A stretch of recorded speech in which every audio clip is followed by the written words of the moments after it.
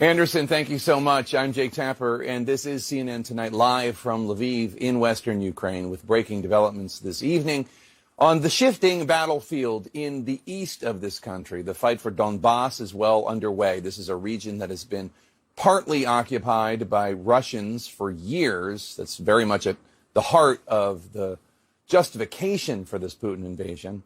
Fighting, we are told, is intensifying in the southeast territory as many civilians struggle to escape. Ukraine's foreign minister is predicting that the scale of this face-off in Donbass will look like World War II, warning that the heaviest battles are yet to come, pleading with NATO to send more weapons, ASAP. And we are learning for the very first time from a top U.S. official that America is actively providing intelligence to Ukraine's military for operations against Russians in Donbass. More to come on that major acknowledgement. The world is also taking further action to isolate Russia. The UN General Assembly voting today to suspend Putin's regime from the Human Rights Council. As President of Ukraine Volodymyr Zelensky points out tonight, Russia has clearly been violating the rights of humans. After Bucha, this is already obvious, and the work on dismantling the debris in Boryanka began. It's much worse there.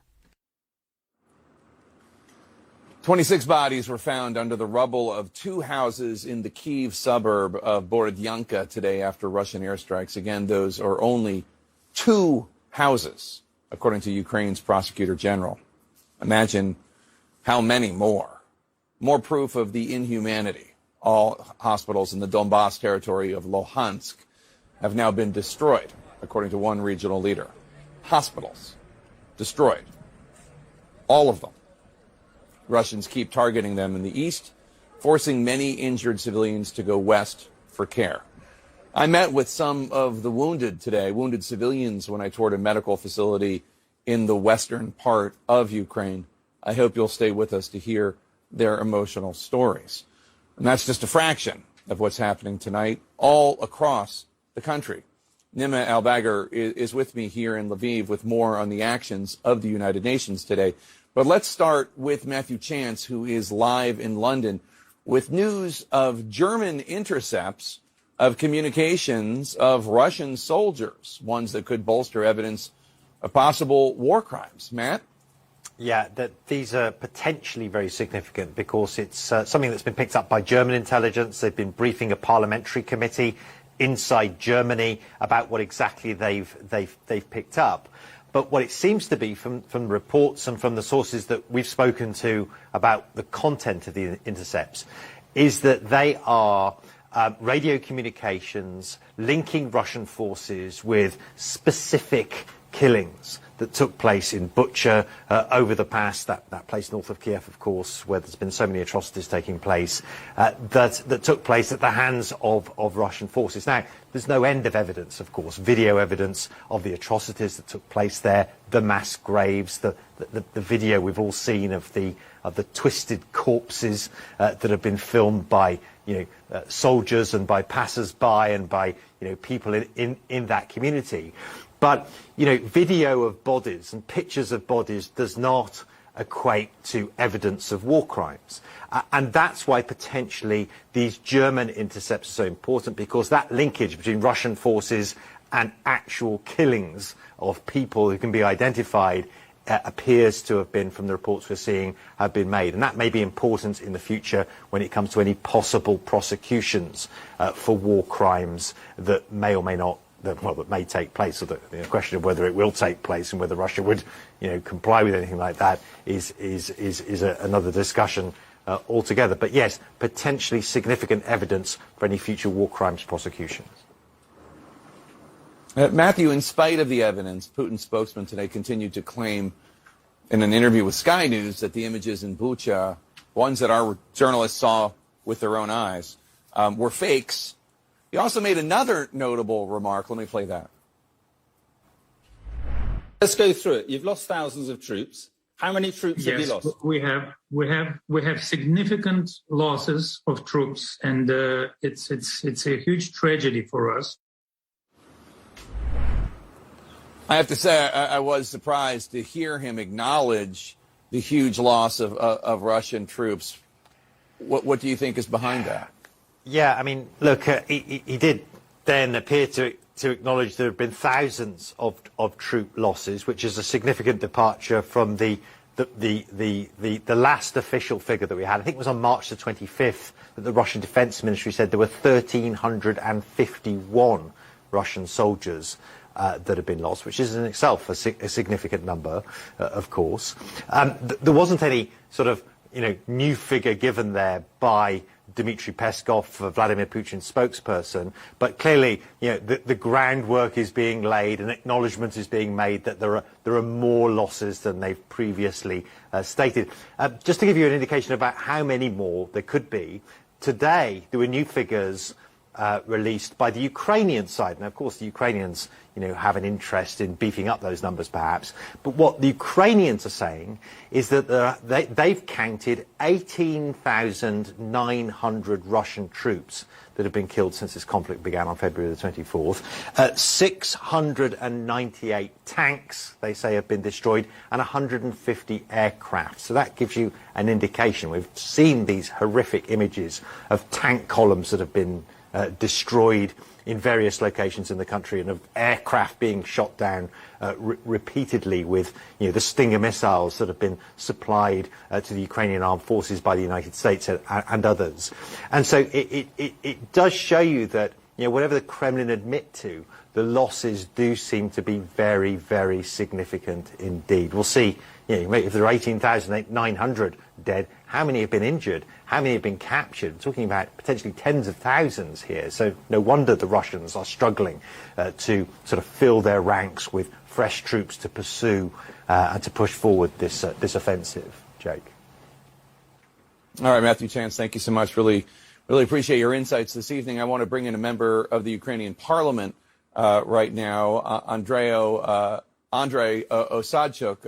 Andrei, thank you so much for joining us again this evening. We appreciate it.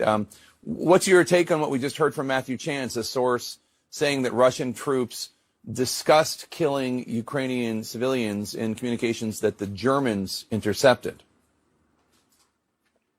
Good evening, everyone. So first of all, I want everyone to understand one simple thing.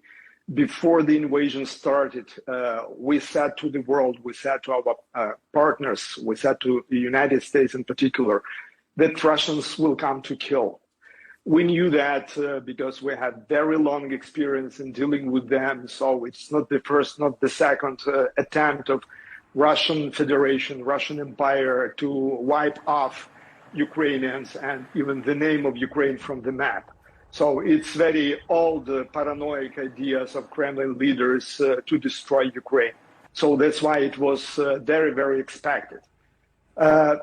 Take into account all information which we already had. For us, it was very important that German intelligence received the same data which Ukrainian intelligence had for the last couple of weeks, meaning that the Germans, they confirmed that killing of civilians was absolutely intended, coordinated, and planned. I will tell you even more. 2 days ago, I've got the confirmation from Ukrainian intelligence that Russians, they had a list of people and they were searching specific people in Bucha to kill them. So meaning that it was all very well organized process of killing civilians in Bucha. And taking into consideration all these facts, we again are focused not only just to finish this war, but to bring into responsibility of everyone responsible for war crimes in Ukraine. So we will not rest until the justice is done. We learned today from Ukraine's prosecutor general that 26 bodies were found under the rubble of just two houses, 26 bodies, two houses in Borodyanka. Can you tell us any more about what's happening on the ground? All world knows the name of the small city Bucha, which was the center of this massacre. But Borodyanka destroyed even more. It is almost fully destroyed. And every day, every hour, our law enforcement agencies, they discover more and more evidences of war crime. We really had a big problem with the proper recording of all these massive amounts of killings of civilians. For the moment, based on the reports from General Prosecutor, we collected more than 400 bodies in these two cities, and we try to make proper recording on every case because we want each case to be brought to the International Criminal Court. I want to talk to you about a video that's spreading on social media. It's too graphic for us to show, so I'll describe it. It shows a group of soldiers who have Ukrainian patches on their uniforms surrounding four bodies wearing what look like Russian troop uniforms. The men on the ground in the Russian uniforms are bloody, appearing to have had head wounds. One of the men says in Russian, quote, "He's still alive." And then one of the men in the Ukrainian uniform shoots at the body 3 times. The body stops moving. The camera then turns to what appears to be a Russian tank. This we can show. It's on the screen now. You hear someone say in Ukrainian, "a little trophy," and then you hear someone else say, "glory to Ukraine." Now, CNN has geolocated this video, and it does match a location published on Twitter by Ukraine's Ministry of Defense. Have you seen this video? What do you know about it? I have not seen this video, but I have a very simple answer on this question.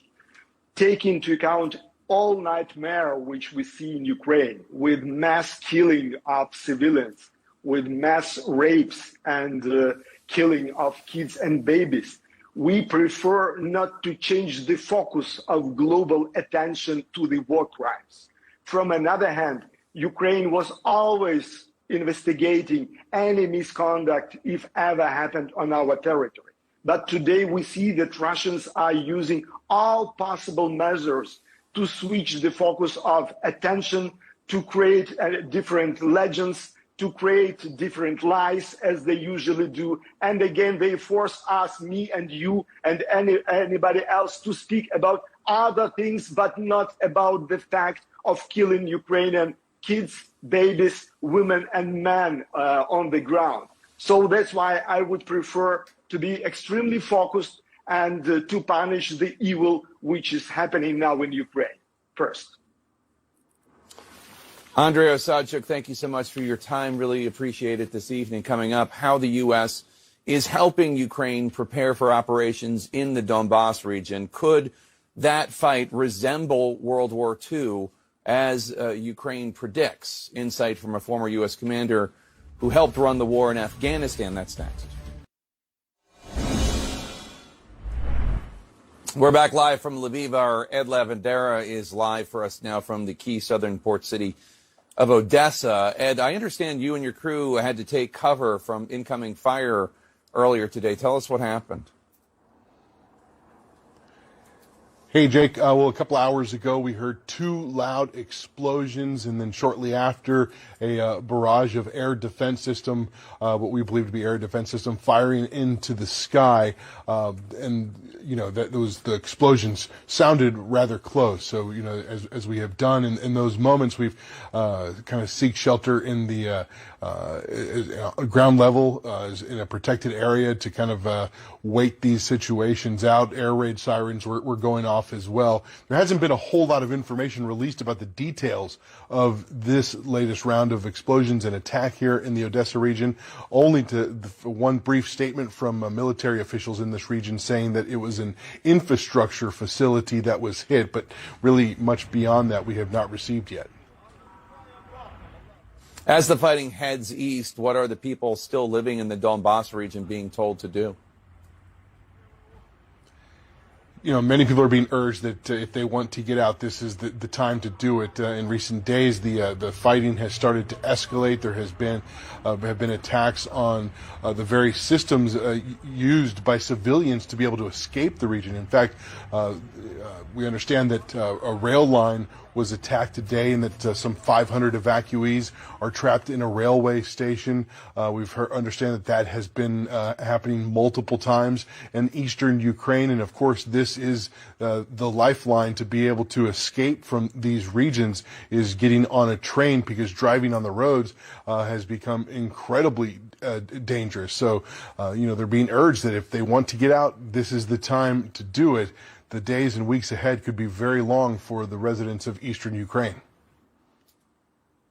So many of the towns that the Russians have taken have been just leveled, just destroyed. But there are some cities in the south that have been able to turn the Kremlin forces back. Tell us about the spirits of the Ukrainian people in the towns that have been able to fight back. Yeah, so there's an interesting town that we've been wanting to reach. It is in a few hours north of where we are here in Odessa. This is in south central Ukraine. And in the early weeks of the war, the Russian forces made a very quick push into this country. But we found this little town, Voznyashenk. It's a very difficult name to pronounce, so I apologize for butchering that a little bit. But this is a city of about 30,000 people. It kind of sits at a crossroads, Jake, on this river, and there's a bridge in town. And if the Russian forces had crossed that bridge, it would have been very easy for them to move into other parts of southern Ukraine, into other parts of Ukraine as well. And we went there, to kind of talk to the folks in this town. They had a 2-day battle. They pushed back the Russian forces, inflicted serious casualties on them. The Russians ended up retreating from there. And in a little village outside of the town, we found a group of grandmothers sitting on a bench, and they recounted what it was like as Russian soldiers took over their street and their neighborhood. And one of the ladies had some choice words, she told us, when Russian forces pulled into her front yard. Ну, я виходжу, прямо з тої кухні, Господи, прости, та й кажу, вибачайте за слово, що я треба брати. Та йоб твою мать, кажу, це що Путін, той дурів, чи що, кажу. Застрілили дитину, це що такі попалися хороші. So that's 88-year-old Vera. She and her friends laughed as they told us that story and how they insulted the Russian soldiers there in her front yard. But many people, Jake, in that city are bracing for what's coming next. They expect to have to fight that battle all over again. Yeah. Ed Levendare in Odessa, thank you so much. Appreciate it. Please stay safe. The U.S. Defense Secretary stating publicly for the first time that the United States is providing Ukrainians with intelligence critical to the next phase of this invasion. We are providing them intelligence to conduct operations in the Donbass. When you hear from the Ukrainian foreign minister, in addition, it's clear that the picture painted by that intelligence is anything but comforting. The battle for Donbass will remind you was Second World War, with large operations, maneuvers, involvement of thousands of tanks, armored vehicles, planes, artillery. I'm joined tonight by the former commander for U.S. and NATO forces in Afghanistan, retired General John Allen. General Allen, good to see you again. How much of an impact could the U.S. intelligence have for Ukrainians in the East as they begin this fierce fight? Jake, thanks for being forward and reporting from Lviv and on the ground. That's really important observations that you're making. It's very important, this intelligence. I don't know what it is. I have no access to the intelligence itself. But the capacity for the United States, with the most sophisticated intelligence gathering capabilities on the planet, to provide strategic intelligence to the Ukrainians on major Russian troop movements and concentration, operational intelligence to help the Ukrainians plan specific lines of operations in a counteroffensive, and then tactical intelligence to support those tactical Ukrainian units in contact with the Russians to apply firepower and maneuver to good effect would be extremely important to Ukrainians as a troop multiplier. And of course, I'm sure the United States can provide very precise target intelligence as well for the detection and elimination of key targets. So this is an extremely important American contribution to the Ukrainian capacity to wage a counteroffensive to take back Ukraine from the Russian invaders. You heard the Ukrainian foreign minister say earlier today, speaking to a NATO audience, that he expects the battle in the east, in the Donbass region, between the Ukrainian military and the Russian military, just to be of such a wide scale when it comes to armored vehicles and tanks and planes and thousands of troops, that it will be like nothing we have seen since World War II. How do you assess that prediction? I think that's probably accurate. We'll see a battle unfold that will be characterized by maneuver and firepower. And as the foreign minister said, as many people are predicting, we'll see this operations and battles unfold where protected armored maneuver and high levels of firepower will make the difference. And we'll see it both applied by the Ukrainians, hopefully, and we'll also see the Russians attempt once again to create combined arms operations where they failed miserably in the vicinity of Kyiv and where they have been marginally effective in other parts of Ukraine. Now we'll see the Ukrainians moving from the strategic defense to the strategic offense as they seek to move to the east and expel the Russians out of the Donbas area. Take a listen, General Allen, to General Mark Milley, the chairman of the Joint Chiefs of Staff. This is what he said winning looks like. I would say that, what does winning look like? I think winning is Ukraine remains a free and independent nation that's been since 1991 with their territorial integrity intact. That's going to be very difficult. That's going to be a long slog. How long a slog do you think this will be? Will the 60,000 anti-tank and 25,000 anti-aircraft weapons that the U.S. and NATO countries have provided the Ukrainians, will that be enough? Is there a lot more going on that we probably don't know about in terms of military assistance being provided by other countries? It's going to take a long time, Jake. If the Russians are smart, they'd be digging in right now on the ground that they have taken. And I think it's important when you look at the maps that show large swaths of Ukraine colored in red, supposedly occupied by Russian forces. That doesn't mean that all that ground is covered by Russian forces. There are concentrations of Russian forces, but large swaths of that ground under the red still are in the hands of Ukrainians who are fighting boldly in an insurgency against those Russian forces as well. What General Milley is saying is in fact correct. We would want to see that the definition of winning is the expelling of Russian forces from Ukraine. That's going to take a while. The Russians do have a lot of firepower capabilities. They do have some capacity for maneuver. Where we have seen them fail in their capacity in close to fight with the Ukrainians to be effective, even when they have defaulted to their reflex, which is to apply massive firepower against civilian populations and municipalities. Even that has not broken the Ukrainian spirit of the people, nor has it broken the Ukrainian military. But it's going to take a long time, I think. And I'm very careful about ever predicting the end of some kind of a conflict or a phase of a conflict. It's going to take a long time, though, because the Ukrainians are going to have to root them out from the positions that they have occupied, and that's going to be a hard slog. Retired Marine General John Allen, thank you so much for your time and your insights this evening. We really appreciate it.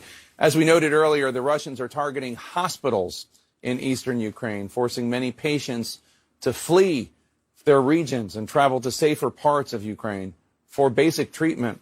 I visited some of these civilians who made the harrowing journey to a medical facility in western Ukraine. We're going to bring you there. Ukraine, this is CNN.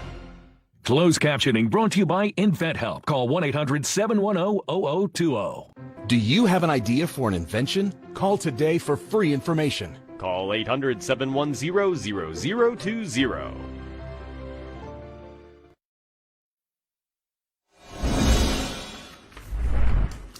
We continue now live from Lviv. The head of the Luhansk state administration said today that Russian forces have destroyed all of the hospitals and other medical institutions in that part of eastern Ukraine. All of them. That is the reality in many parts of this country. No hospital seems safe from attacks by Russian soldiers or Russian missiles. My team and I visited a hospital in western Ukraine to speak with the civilian victims of this war who have been brought to this part of the country from all over Ukraine. Their journeys to come here just to try to survive, in some cases, took days. Here are some of their stories. Just as Putin's forces did in Syria, So too are they targeting hospitals and medical centers here in Ukraine. 279 hospitals have been damaged since the war started, according to the Ukrainian health minister, with 19 of them completely decimated, forcing thousands of innocent Ukrainian civilians wounded in Russian attacks in the east and south to be shuttled hundreds of miles to hospitals in western Ukraine to fight to stay alive, such as Olga Zuchenko. Do you ever think you'll be able to go back to your normal life? She ran a grocery store in the Luhansk region with her husband, Maxim Alexandrov, when 7 bombs hit their neighborhood, shrapnel pummeling her apartment balcony. I have lost everything. I have lost my flat, my property, my health. We didn't expect to see it. We always have counted Russians as brotherly people. We never hoped they will exterminate us like that. Olga has been here in this hospital, in this bed for 1 month. She may never walk again. Their elderly neighbor was killed in the same attack. They tell me she had been so scared she stayed with them for a few days before her life was so brutally and unfairly snuffed out by Putin's bombs. By now it is clear these attacks on civilian apartment buildings are no accident. Entire civilian city blocks in Irpin and Mariupol, residential apartment buildings, have been obliterated. The facts lead to only one conclusion. The Russians are purposely slaughtering Ukrainians, moms and dads, children, grandparents. The Russian government, of course, denies targeting civilians. A group of American doctors with expertise in war injuries, because of unfortunate American experiences in Afghanistan and Iraq, were visiting the hospital when we were there, meeting with the mayor of Lviv, sharing what they knew about war wounds. We wanted to share information from our experiences in the war in Iraq and Afghanistan and in the civilian hospitals in the U.S. Thank you for visit, thank you for support, and thank you for cooperation. It is very important for Ukraine and for the United States and for future. These are brutal injuries that are unfamiliar to young surgeons in Western Ukraine. Dr. Hernat Herk, chief surgeon, has seen an influx of thousands of these patients. The injury that we have now is unbelievable. What do you want the world to know about what you're seeing here? I want the world to know that they need to know that the Russian forces, they don't fight with the Ukrainian army. They fight with the Ukrainian people. They kill in civilians, they kill in children, they destroy in our country. Shrapnel now in my back, in my feet, everywhere. Before he was a patient whose body is now riddled with shrapnel when his home was hit, Yuri Kanin from the Luhansk region was an anesthesiologist. The flat where we lived in is destroyed. My parents' flat is destroyed. My wife's flat is destroyed. We lost everything. He has a number an army medic wrote on his arm so they could keep track of patients needing help in the chaos of the war. Causing war, creating war, is not just directly inflicting pain with bullets and bombs on a people. It's also creating conditions of desperation, which poses a whole other set of problems, whether disease or starvation or panic. And these secondary effects from the chaos of Putin's war can also be fatal. We had a happy life. Everything was perfect, and then everything changed very abruptly. We met Ola Akenshine on her 45th birthday. She and her husband Alex and 10-year-old son had been hiding in their basement in the Kharkiv region for a month. The shelling, they say, was relentless. We were so afraid, especially our kid was so afraid that we couldn't stay anymore. When the building next door was flattened, she was so scared for her son's life, they got in their car and fled. She had not slept for 2 days. She was in a horrific car accident. When I got in my first hospital in Kilmilsky, they couldn't help and operate severe broken skull and bones. So you can't see right now? Only silhouettes, like very far away. Do you think you'll ever go back to the life you had?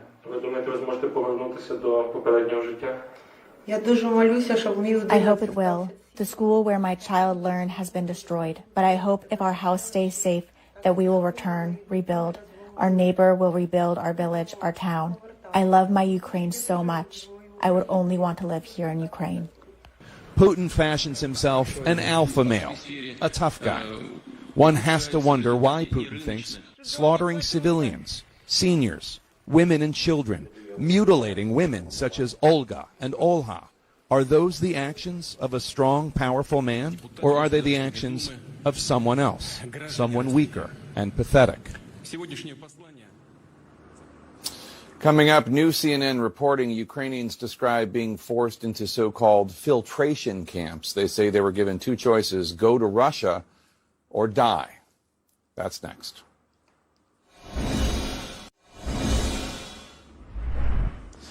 We continue now live from Lviv. The United Nations General Assembly suspended Russia today from the Human Rights Council. It's a moment so rare.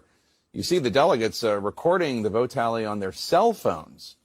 The Russian delegate, of course, then proceeded to claim that Russia was actually quitting the council, which, as the Ukrainian ambassador pointed out, is like trying to say, you can't fire me, I quit.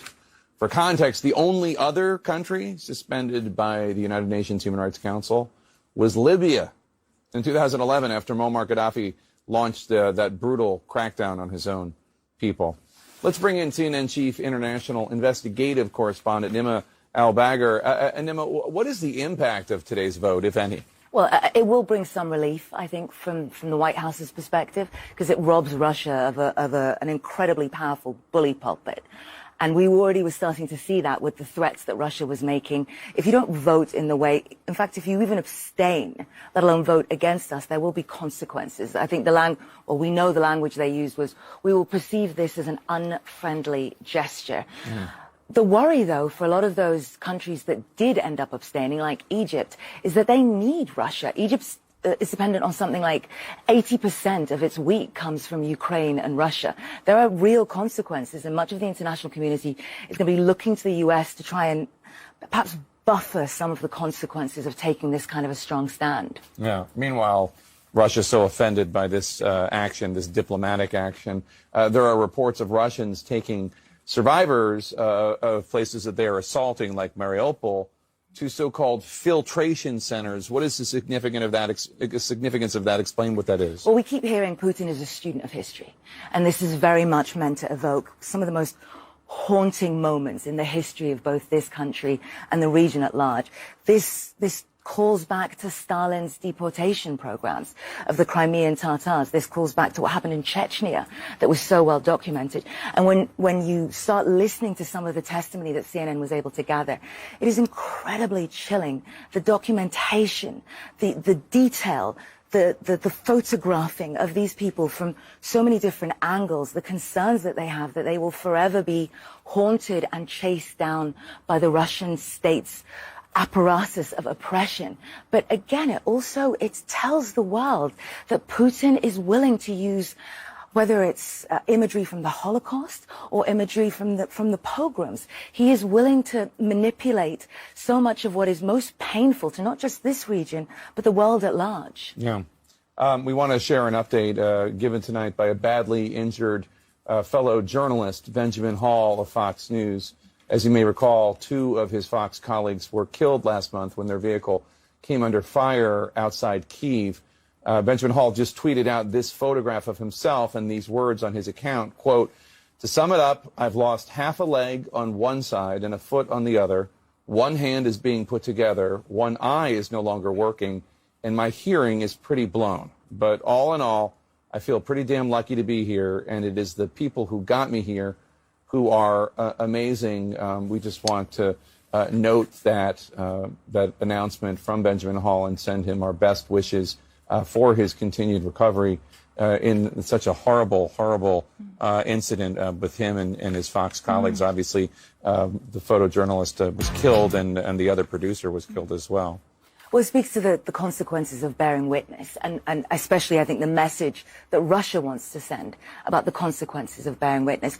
And there was a recent Amnesty International report, and one of the things that really struck me about the reporting on the detail of a lot of the atrocities is it doesn't seem to be about public consumption, and we see this with the targeting of journalists. It is about sending a message of the consequences to the people here on the ground.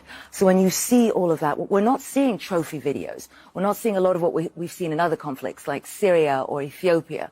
What we're seeing is a message of terror that's intended to subjugate the civilian population. This isn't about what the world gets to see. So it's wonderful to hear that Benjamin is still with us, and you know, that you are here and others are here to allow so much of this to filter out to the world, because this is really not what Russia wants to be happening. That's why there's almost no essential independent press in Russia left. They don't want anything other than Putin's version of everything. And the consequences for our own colleagues who are based in the Moscow bureau. We have so many wonderful colleagues who are now estranged from their families, unable to go back. It is incredible work that's being done. Nima Bagger, so good to see you as always. Coming up, a Ukrainian mother trying to make it home on her bicycle, only to find a Russian military convoy. One unforgettable image emerged after the Russians killed her in cold blood. It's something the world needs to see, and we will share the story of this woman with you. That's next.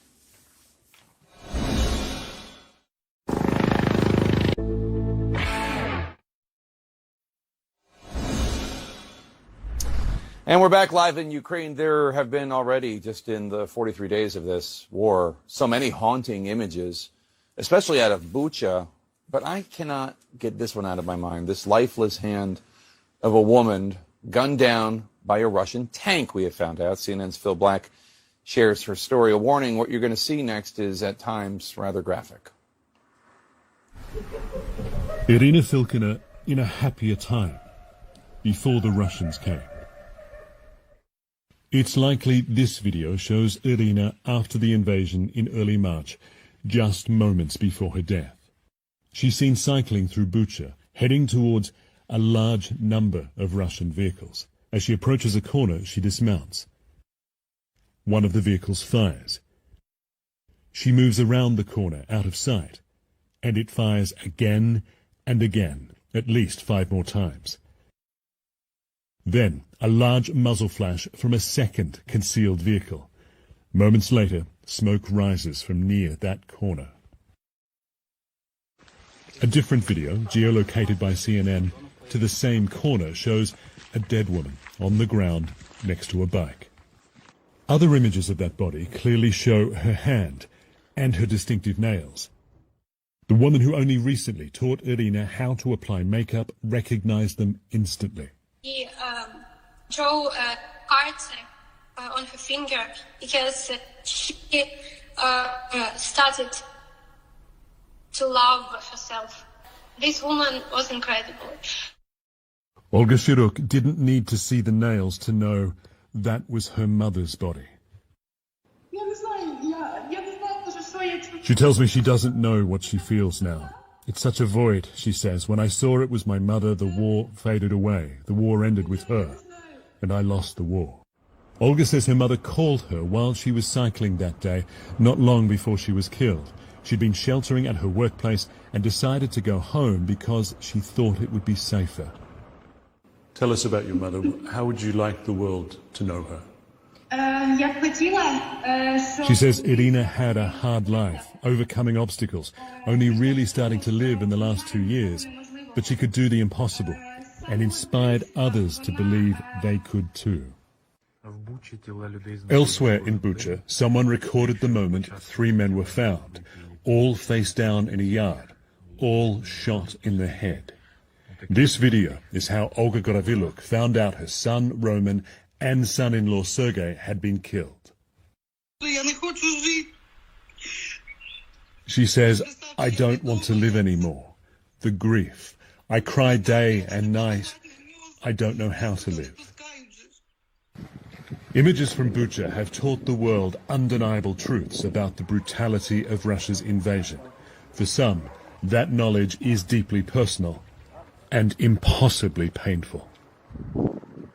These are just two families directly impacted by the atrocities committed in Bucha, and they want the world to know and understand what happened there. But they also want those they've lost to be remembered for who they were, not just as victims or brutalized bodies left behind in Russia's retreat. Jake.